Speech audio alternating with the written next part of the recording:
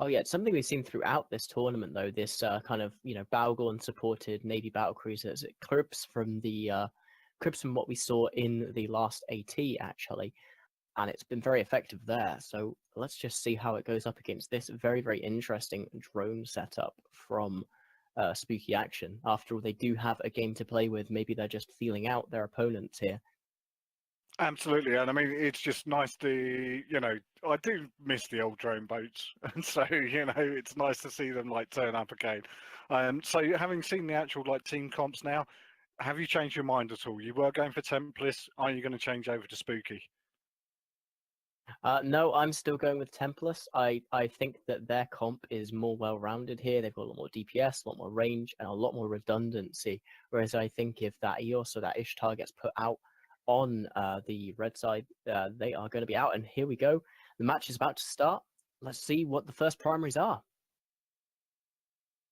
There again, you look at the defense, attack, and control bars. Templis control bar is broken basically. It's like a huge amount of control. Yeah, both sides bringing just huge amounts of it here. And we can see the turbo in the Vex and Navy issue is the primary here, being webbed, nosed, and webbed and painted. Obviously, it's worth noting that the Balgorn's main bonus is the fact that it can apply Nosses with the same efficacy as neutralizers. Oh, and as we say that, the Neros has been tackled, caught out of position there, perhaps on the Templis CALSF side. That's a huge doubt. That's a huge problem for them.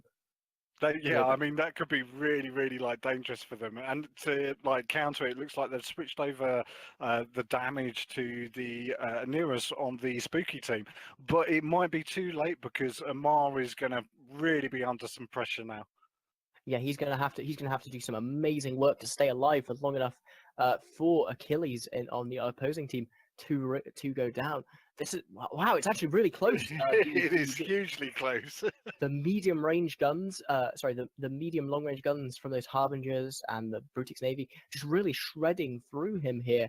They have so much application and so much range that they can do a lot more damage than these drones. As we see the trade going back and forth. Oh, hitting up and gone. Absolutely. So Spooky's like gone, but I don't think that Omar is necessarily safe at the moment either. Still lots on them, but this may just be a little bit of catch up.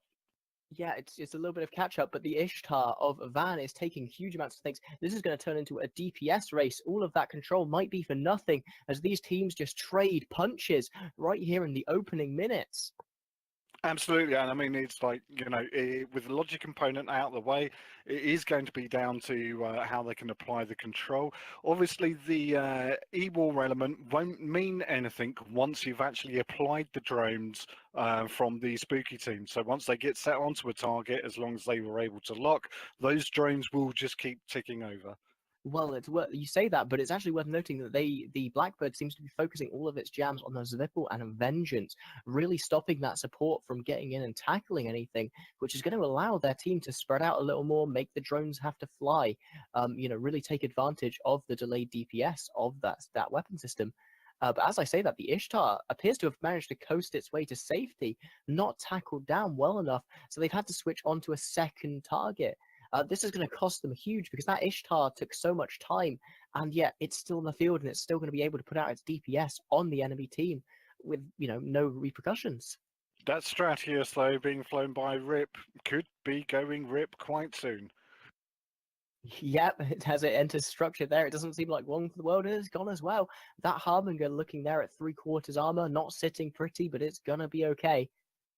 Yeah, but with the Stratius gone, Stratius historically very good at like damage dealing. Spooky has still got a relatively mobile team, but with that people that's just Taking like out being its kind of support. taken out. Yeah, Spooky are definitely not in a particularly good place now. Spooky aren't in a good place, but they still have their core 3 ships. They still have their EOS, their Ishtar, and their Vex Navy. The 3 main things that are going to do damage, still alive. Whereas the Harbinger Navy of Templis CALSF is going into structure now. Can't be long for this world. That Balgorn really has to find and catch that Ishtar soon, or this might actually still be in trouble for them. Yeah, exactly. I mean, there's still like definitely a little bit of doubt there. What did we use? Ah, that was the Harbinger, wasn't it? Just Yeah, like we just lost lost the there. Harbinger. Oh, that affects That the makes Navy. Is it coasting out of range? I can't tell, but the damage seems to really slow down on it. Has it just managed to slip through the cracks of the tackle of the enemy team? Yes, it does. Looks like that. Just inches, tiny bits of damage getting applied to it as it tries to coast its way to victory, heading towards the edge of glory. Is it going to try and bait the Balgorn into boundarying? No, it looks like it's slowed down and it's out. Oh, that's critical here. Yeah, Leaving I mean, it's definitely kind of like it's looking as if Templis have definitely started to get better control of this spooky light team now. It was interesting for them to like come out with the drain kind of like comp. It was interesting for the Balgon to like be present, and also the E-War component as well from Templis. Yeah, it's worth noting that the Ewa of that Crucified was almost completely useless in this match. They were effectively just 3 points down from the off, and it doesn't seem to have slowed them down one bit. Now the Templis CALSF team is just looking, positioning, trying to get tackle on one of those few remaining ships, as it doesn't look like they're under a huge amount of pressure. The Hyena seems to have got itself safe, and everything else seems to be up. And yeah, there we go, tackle on the EOS. Yeah, and I mean it's going to be like an opportunity for Templars to actually kind of like stabilize. I mean they just had a good run there, a good exchange that they won, and you know so they can probably now just regroup a little bit and yeah start thinking about just surviving and tearing apart the rest of the spooky team. Yep, showing why the Balgon has been banned in so many matches so far. Just tearing through everything from support to DPS to Logi. Yeah, I mean, you know, the Balgon has been consistently like, you know, a solid ship to actually base the rest of the team around. You know, but that and Neros kind of like battle initially. I mean, you know, that was surprising. It was literally kind of down to the boosters realistically that they had for their like self tank. Yep, just like so much DPS being poured onto it. And look, you can see another attempt to take down the Brutix Navy issue there from the remaining parts of spooky action at a distance. It looks like neither of them are tackled, and whilst they are taking chip damage, it's not huge amounts. They seem to be able to kite this team relatively well now that they don't have that Navy Harbinger. Absolutely, but there again, with the e-war component still on field, obviously that has been, you know, its effect has been increased considerably the less ships that there are available. Yeah, like this is absolutely insane.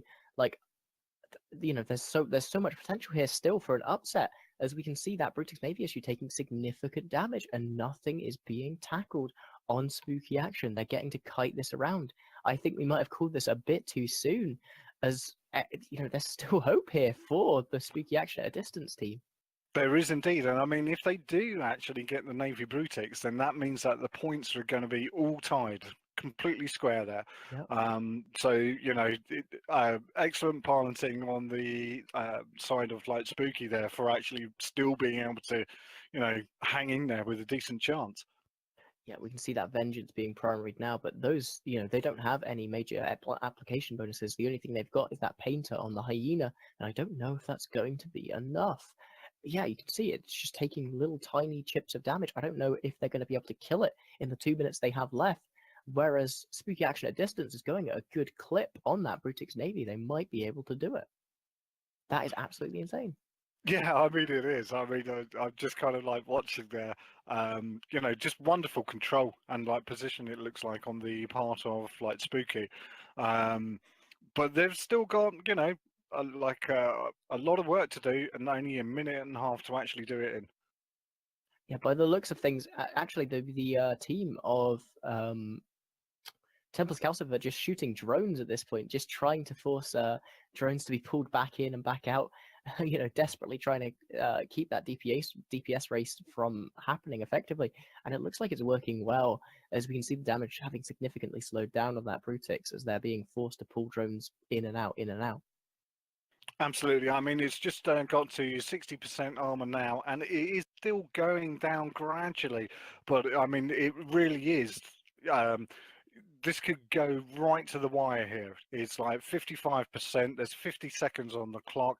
Somehow, Spooky need to get a little bit more damage applied out to that Navy Brutix. Yeah, and meanwhile they've got nothing. They've got no health to work with. If they rush in, they might just die before the time's up. Is there anything they can do? And they're applying damage to the Crucifier here, and this isn't going to do enough. You know, if they take down that Crucifier, it's not going to help them. They need to kill that Brutix Navy. I can't help but think they didn't have someone assigned to watching the clock here to let them know how long they have left. And yeah, we've seen good fights called in local. I wow, what a Yeah, crazy I mean, match. yeah, completely. I mean, not what I was expecting at all. I mean, Templis did come out with a more standard composition. Spooky went for that kind of Hail Mary play almost. So at the moment, it's looking very much as if we're going to have another match.